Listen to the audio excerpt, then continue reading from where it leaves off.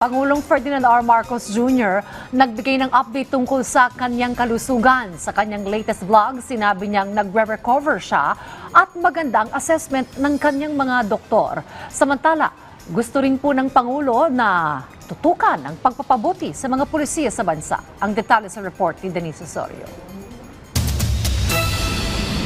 Sa kanyang latest video blog na Polisiya, nagpaabot ng update si President Ferdinand R. Marcos Jr. sa kanyang kalusugan matapos sabihing nagre-recover na siya at maganda ang assessment ng mga doktor.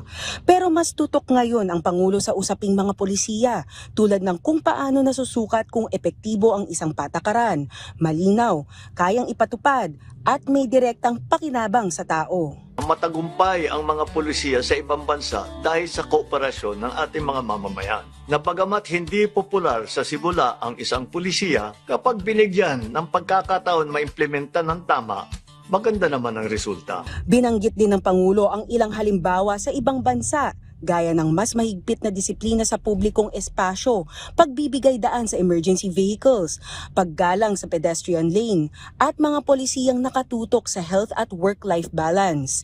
Pero diin ng Pangulo, sa Pilipinas dapat umanong mas pagtuunan ng pansin ang pag-ayos ng mga luma at mabagal na proseso sa mga transaksyon sa gobyerno, lalo na yung mga requirements na paulit-ulit at paikot-ikot. Kailangan padaliin ang pamumuhay ng Pilipino dahil ang sistema ay kailangan nagdadala ng ginhawa sa tao, hindi sakit ng ulo. Kaugnay nito, binanggit din niya ang pagtutulak sa digitalization ng serbisyo ng gobyerno gaya ng eGov app, kung saan layunin na mas mapabilis ang serbisyo at mas mapadali ang buhay ng ating mga kababayan. Samantala, hinihikayat ni Pangulong Marcos ang publiko na magbigay ng mungkahing polisiya sa comment section ng kanyang vlog na dapat magtutulak sa lahat na maging mas mabuting Pilipino. Denise Osorio, para sa Pambansang TV, sa Bagong Pilipinas.